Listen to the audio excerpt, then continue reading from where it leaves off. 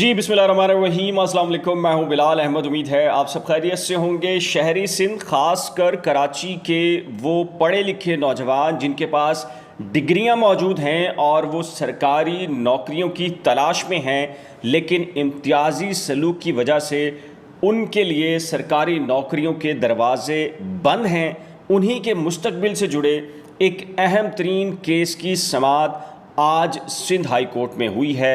खालिद मकबूल सिद्दीकी जो कि कन्वीनियर हैं MQM पाकिस्तान के, कल सिंध हाई कोर्ट ने उन्हें ये कहा था कि आज सुबह 8:30 बजे वो कमरे अदालत में मौजूद हों ज़ाती हैसियत में। आज 8:30 बजे से पहले ही खालिद मकबूल सिद्दीकी अपने अरकान सूबाई असम्बली और टीम के हमरा सिंध हाई कोर्ट में मौजूद थे। कमरा अदालत में समाअत जब शुरू हुई तो जज और खालिद मकबूल सिद्दीकी के माबैन क्या मुकालमा हुआ, माहौल क्या था, टेंस था, सिचुएशन क्या थी, ये भी आपको बताऊंगा। फिर MQM के वकील ने क्या कहा, एडवोकेट जनरल सिंध के वकील ने क्या कहा, और जो STS या दीगर जो टेस्टिंग सर्विस जो कंपनीज हैं उनके वकला ने क्या कहा। फिर खालिद मकबूल सिद्दीकी जब बाहर निकले और हमने उनसे कुछ सवालात किए तो वो कुछ सवालों के जवाब दे पाए और कुछ सवालों के जवाब उन्होंने गोल मोल दिए।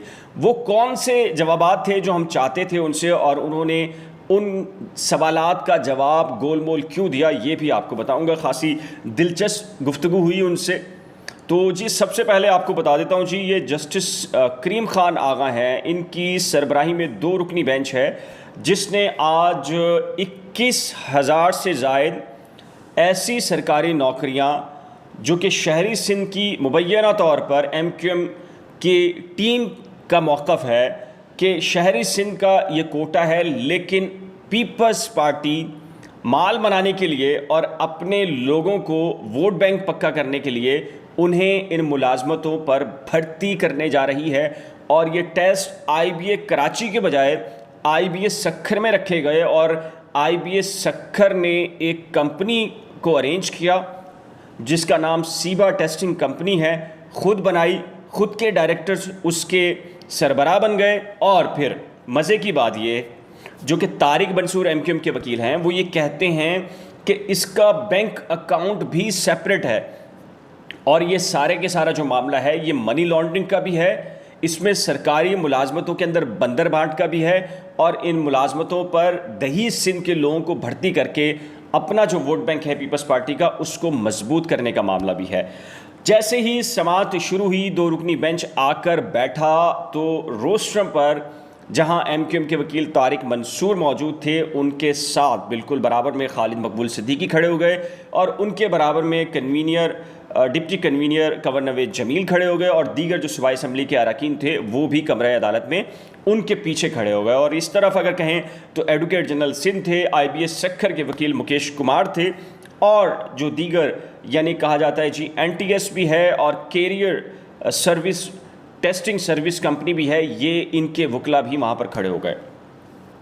खालिद मकबूल सिद्दीकी को देखते हुए जस्टिस करीम खान आगा ने कहा कि क्या आप हैं खालिद मकबूल सिद्दीकी, जिस पर खालिद मकबूल सिद्दीकी ने मुस्कुरा कर जवाब दिया कि जी हाँ मैं हूँ खालिद मकबूल सिद्दीकी, जिस पर जस्टिस करीम खान आगा ने कहा कि क्या आप अपने अरकान सूबाई और कौमी असम्बली की इस दरख्वास्त की हमायत करते हैं, सपोर्ट करते हैं। और फिर हमने ये सुना है कि आपके यानी कि नाम नहीं लिया और कहा कि जी आपके कहीं मुज़ाकरात यानी कि पीपल्स पार्टी से जो मुज़ाकरात चल रहे हैं उसमें ये वाला मैटर भी डिस्कस किया जा रहा है।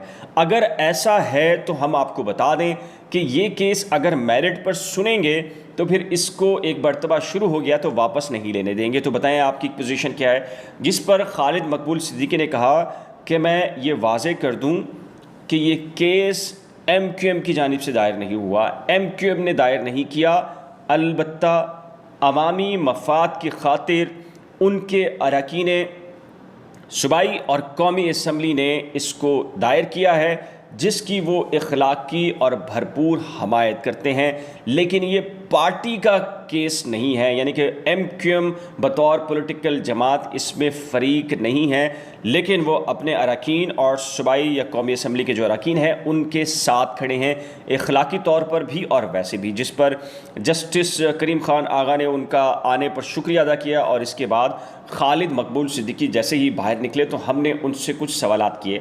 अभी अंदर एक केस की समाअत चल रही थी, लेकिन खालिद मकबूल सिद्दीकी और कंवर नवेद जमील जो है वो बाहर आ गए, क्योंकि उनकी अब ज़रूरत नहीं थी। कानूनी तौर पर दलाइल अगर देने थे तो वो जो वकला टीमें थी उन्होंने देने थे। तो खालिद मकबूल अभी मैं केस की बात करूंगा कि केस में और दिलचस्प सिचुएशन क्या हुई। खालिद मकबूल बाहर निकले तो हमने उनसे कुछ सवालात किए, और वो सवालात बज़ाहिर सिंध हुकूमत से जो इत्तेहाद है, वफाकी हुकूमत से जो इत्तेहाद है, नए इलेक्शन हैं और क्या होगा, फ्यूचर क्या होगा, इन सब के बारे में थे।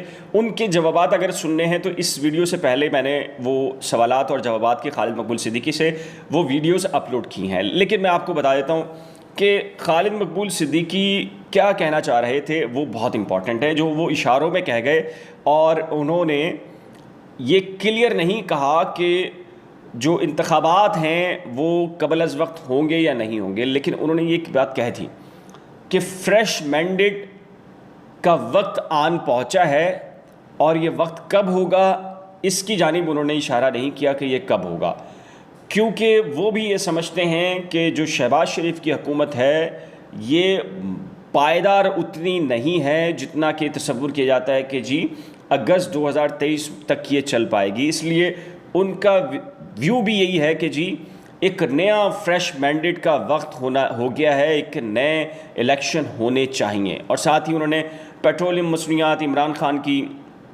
के बारे में कहा कि जी रैलियों से और दबाव से कमज़ोर हुकूमतें हिला करती हैं। लेकिन सवाल ये पैदा होता है कि क्या शहबाज शरीफ की ये हुकूमत जो इत्तेहादियों पर खड़ी है और 1 से 2 वोट की बुनियाद पर खड़ी है, क्या ये मजबूत हुकूमत है? तो इसका जवाब मेरे ख़्याल से आप बेहतर तौर पर जानते हैं कि जी हाँ, कितनी मजबूत है इसका अंदाज़ा आपको भी है।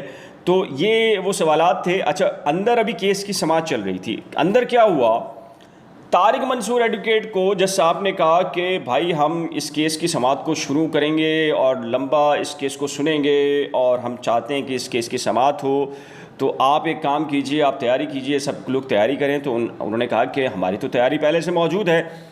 इस मौके पर कैरियर टेस्टिंग सर्विस और NTS इनके वकला ने कहा कि सर हमें भी फ़रीक बनाएं, हमारा मौक़िफ़ भी सुने। ये सीबा टेस्टिंग सर्विस जो है इसके मुतासरा हम भी हैं, क्योंकि ये टेंडर और सारी चीज़ों के अंदर बेज़ाब्तगियाँ की गई हैं। तारिक मंसूर एडवोकेट से जस्टिस करीम खान आगा ने ये कहा कि हम इस दरख्वास्त पर सबसे पहले मेंटेनेबिलिटी, यानी कि दरख्वास्त के काबिल समाअत होने पर इसको आपने दलाइल देने होंगे। तारिक मंसूर ने कहा कि सर ये ओपन एंड शट केस है, यानी कि हक़ाइक़ साबित शुदा केस है, इसमें कुछ रह नहीं गया साबित करने के लिए। जिस पर करीम खान ने कहा ये आपका कहना है, जस्टिस करीम खान ने कहा ये आपका कहना है, आपके मुताबिक ये मफाद आम्मा का केस है, लेकिन हम इसको चाहेंगे कि इस दरख्वास्त के काबिल समाअत होने पर दलाइल दिए जाएं। जिस पर तारिक मंसूर ने कहा कि मैं मुकम्मल तौर पर तैयार हूँ, आप इस केस को चलाइए। जिस पर अदालत ने इस केस की समाअत को पीर के लिए मुलतवी किया है। अब MQM के जो वकील हैं वो हैरान हैं कि खालिद मकबूल सिद्दीकी को अदालत ने क्यों बुलाया। अब ज़ाहिर है इसकी लॉजिक समझ में नहीं आ रही उनके मुताबिक, और उनके कहते कि इसकी लॉजिक क्या है सिवाय इसके कि पीपल्स पार्टी ये चाहती है, ये जानना चाहती थी कि MQM की पोजीशन बतौर पॉलिटिकल पार्टी क्लियर हो। और ज़ाहिर है आपको अंदाज़ा है कि चीज़ें बैकडोर के ऊपर क्या चीज़ें होती हैं, और मेरे ख़्याल से बताने की ज़रूरत नहीं है जुडिशरी के सिलसिले के अंदर भी और बहुत सारे मामलात के अंदर से भी। तो इस केस की समाअत पीर के लिए गई है। बहुत ही अहम नौइयत का केस है। अगर ये नल एंड वाइट हो जाती है, ये 21,000 से ज़्यादा मुलाजमतों का ये टेंडर और ये प्रोसेस, तो ये सवालिया क्वेश्चन उठेगा 1.5 लाख नौकरियों के बारे में जो इससे पहले दी गई हैं और इसी सीबा टेस्टिंग सर्विस ने फ़राहम की हैं। अगर ये गैर कानूनी करार पाती हैं तो वो जो गुज़िश्ता 7-8 सालों में ये जो 1.5 लाख नौकरियां हैं इस पर भी सवाल ये निशान उठेगा। और जो दही सिंध की भर्तियां हुई है शहरी कोटे पर, यकीनी तौर पर अगर वो नल एंड वाइट यानी कि गैर कानूनी करार पाई तो फिर कराची या जो शहरी सिंध है इसके नौजवानों को बहुत बड़े पैमाने के ऊपर नौकरियों मिलने के जो चांसेस होंगे वो पैदा हो जाएंगे। इस व्लॉग के सिलसिले में आपकी कीमती राय क्या है? अपनी कीमती राय का इजहार नीचे दिए गए कमेंट सेक्शन में ज़रूर तहरीर कीजिएगा। एक नए व्लॉग के साथ जल्द मिलेंगे, लेकिन उससे पहले एक रिक्वेस्ट है कि अगर आपने मेरे YouTube चैनल को अभी तक सब्सक्राइब नहीं किया तो बराए करम सब्सक्राइब, वीडियो को शेयर, लाइक और बेल आइकन को लाजम प्रेस कीजिएगा। अल्लाह हाफ़िज़।